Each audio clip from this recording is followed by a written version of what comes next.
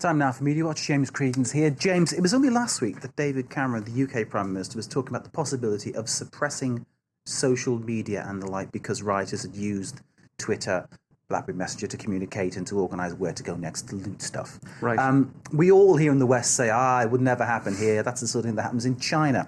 Well, it's happened again in China, hasn't it? Tell us why. It is indeed. Let's have a look at this headline in Storyful. Protests win shutdown of Chinese chemical plant.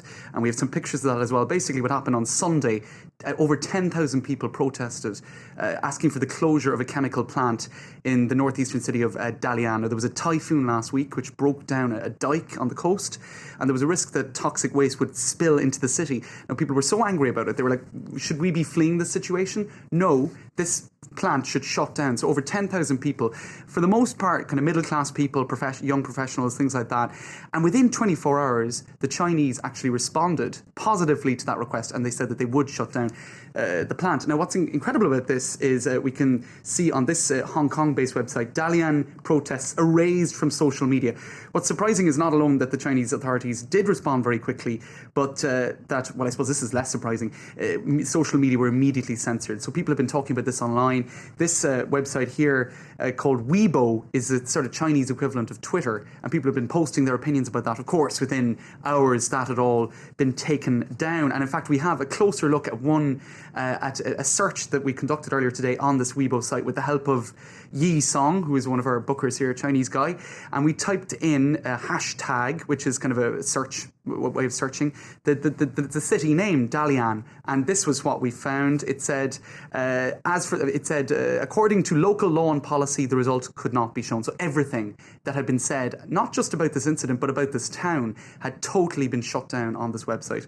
Now, that in itself, I suppose, is not terribly surprising. And if you look at the rest of, just a quick whip through some of the other media. Is that done by Weibo, by the government? Do we know who's actually responsible for it shutting down? Usually government censors will kind of just check out, they'll see, if things are being said about this place and it'll be shut down. This website here is the biggest Chinese language news and entertainment portal. There's no mention of the protests at all on that website. Same on this one. This is kind of the Chinese version of Google called Baidu.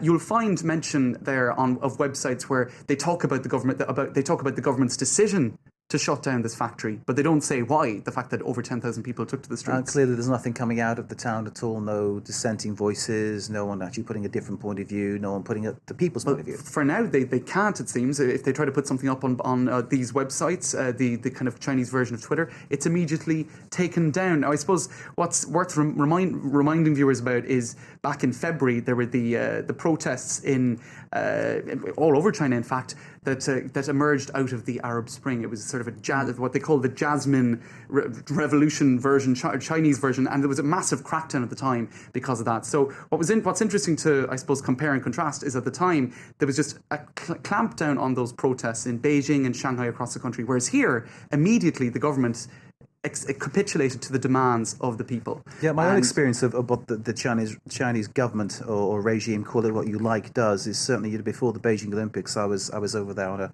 reconnaissance mission, right, invited by the Chinese government, no less.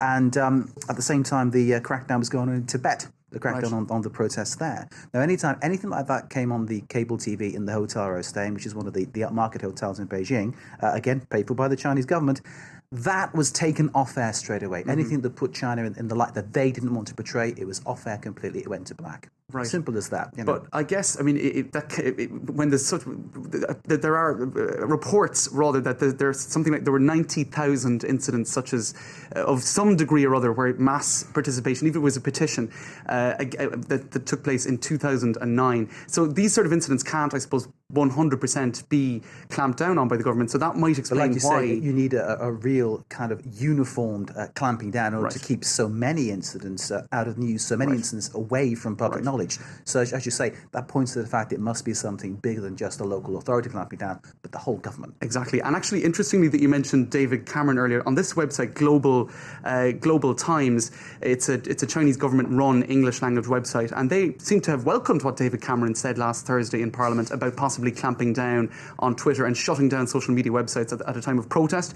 Advocates of an unlimited development of the internet should think twice about their original ideas. I wonder whether David Cameron would take that as a compliment. Probably not. James, Probably not. I'm afraid I need to stop with that. James Creedon with Media Watch. Thank you very much indeed.